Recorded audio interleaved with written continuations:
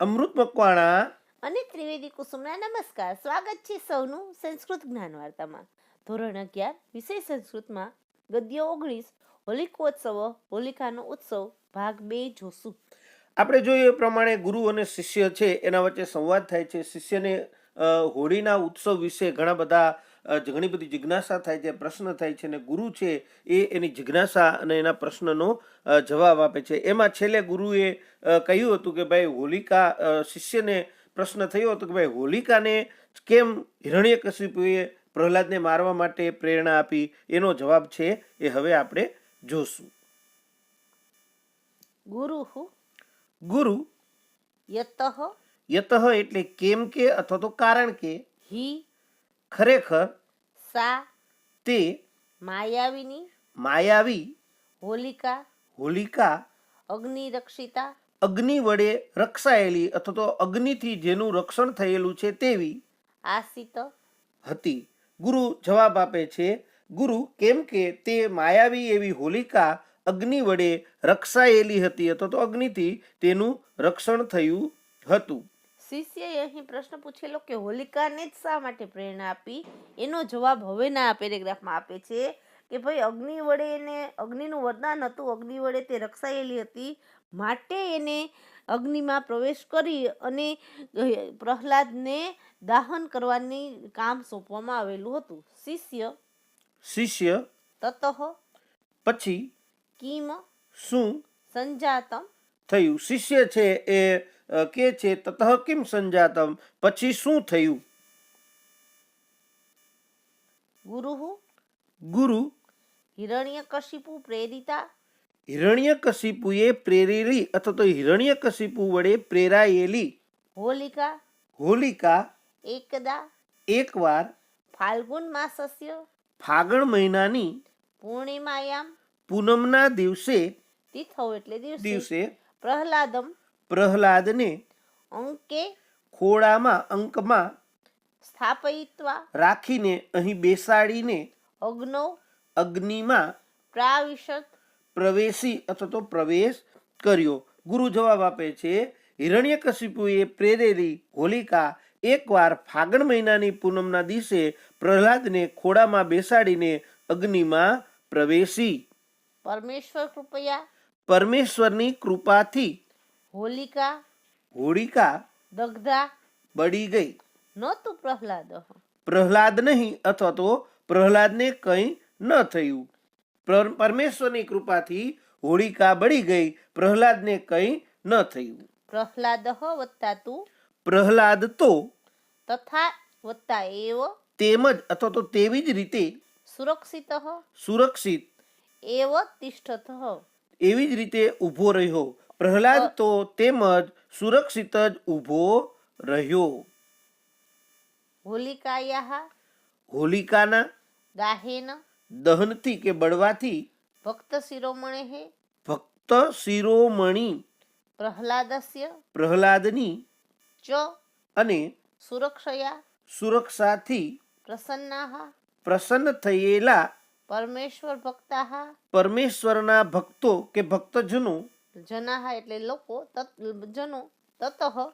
ત્યારથી માંડીને તતઃ પ્રભૃતિ ભેગો શબ્દ લેવાનો છે. ત્યારથી માંડીને કે ત્યારથી શરૂ કરીને પ્રત્યેક વર્ષે દરેક વર્ષે હોલિકોત્સવ અનુભાવયંતી એટલે મનાવે છે. નવો શબ્દ છે, યાદ રાખજો, અનુભાવયંતી મનાવે છે. હોલિકાના દહનથી અને ભક્ત શિરોમણી પ્રહલાદની સુરક્ષાથી પ્રસન્ન થયેલા પરમેશ્વરના ભક્તજનો ત્યારથી માંડીને દરેક વર્ષે અથવા તો દર વર્ષે હોલિકોત્સવ મનાવે છે. શિષ્ય આ કાર્ય માટે અથવા તો આના માટે હોલિકાએ કેમ અથવા તો શા માટે ફાગણ માસની પૂનમ અહીંયા દિવસ વિચાર્યો અથવા તો નક્કી કર્યો. શિષ્યને વળી પાછી જિજ્ઞાસા થાય છે કે આ કાર્ય માટે એટલે કે પ્રહલાદને બાળવા માટે હોલિકાએ કેમ ફાગણ માસની પૂનમનો દિવસ જ નક્કી કર્યો કે વિચાર્યો.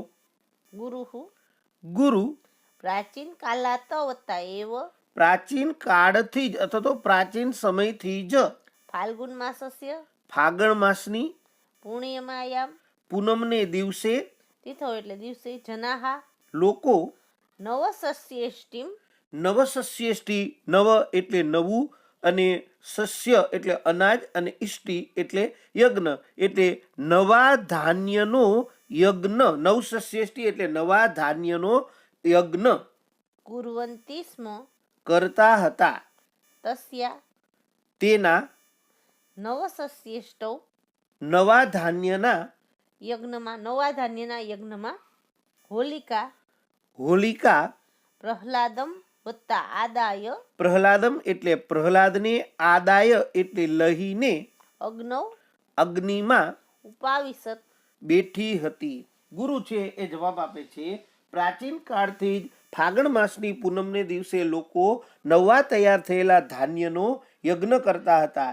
તે નવા ધાન્યના યજ્ઞમાં હોલિકા પ્રહલાદને લઈને અગ્નિમાં બેઠી હતી. જૂના સમયની અંદર જે ખેતરમાંથી નવો પાક છે એ તૈયાર થતો અને લોકો પોતાના ઘરે લઈ આવતા, ત્યારે એ લોકો આ નવા યજ્ઞ છે એને નવા અન્ન છે કે નવો પાક છે એને અગ્નિમાં નાખતા, અને એ કાર્ય માટે જે અગ્નિ છે એ પ્રગટાવી હતી એની અંદર છે એ હોલિકા છે એ બેઠી હતી. વિદ્યાર્થી મિત્રો, નવસસ્યેષ્ટિ શબ્દ ઘણીવાર વિવરણાત્મક નોંધમાં પણ પૂછાય છે. નવ એટલે નવું, સસ્ય એટલે ધાન્ય, અને ઇષ્ટિ એટલે યજ્ઞ.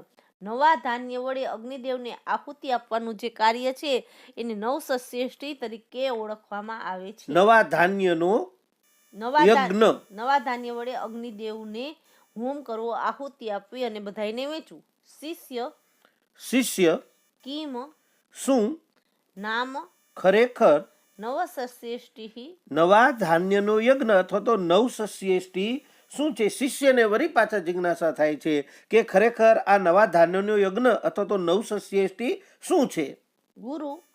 ગુરુ નવૈહિ નવા સસ્યૈહિ ધાન્યથી, નવા તૈયાર થયેલા ધાન્યથી કે અનાજથી ક્રિયમાણા કરાતી ઇષ્ટિહિ ઇષ્ટિ એટલે યજ્ઞ નવસસ્યેષ્ટિ કથ્યતે કહેવાય છે. ગુરુ કહે છે નવા તૈયાર થયેલા ધાન્યથી કરાતી ઇષ્ટિ એટલે કે યજ્ઞ છે એ નવસસ્યેષ્ટિ કહેવાય છે.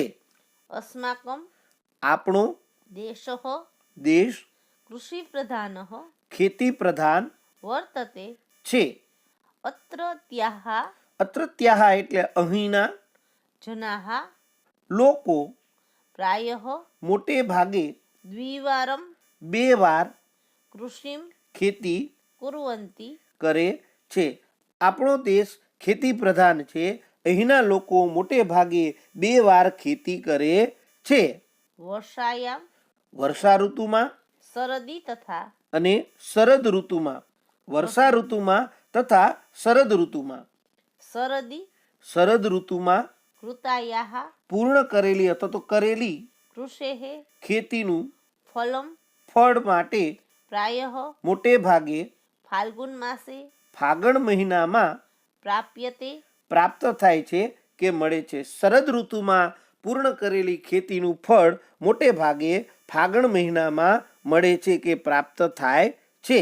તત તે સસ્ય રૂપમ ધાન્ય રૂપે મળેલું ફળ ફળ જનાહા લોકો પ્રથમમ પહેલા અગ્નિદેવાય અગ્નિદેવને, જેને આપવાનું એની ચતુર્થી વિભક્તિ એટલે અગ્નિદેવને સમર્પયંતિ સમર્પિત કરે છે, અર્પણ કરે છે અથવા તો આપે છે. તે ધાન્ય રૂપે મળેલું ફળ લોકો પહેલા અગ્નિદેવને અર્પણ કરે છે. તતઃ પછી પરસ્પરમ એકબીજાને કે પરસ્પર વિતીર્ય વહેંચીને, અહીંયા વિતીર્ય છે એ સંબંધક ભૂતકૃદંત છે, સ્વવત્તા ઉપભોગાય પોતાના ઉપભોગ માટે અથવા તો પોતાના વપરાશ માટે કલ્પયંતિ વિચારે છે અથવા તો લે છે. નવો શબ્દ છે કલ્પયંતી. પછી એકબીજાને વહેંચીને પોતાના વપરાશ માટે વિચારે છે.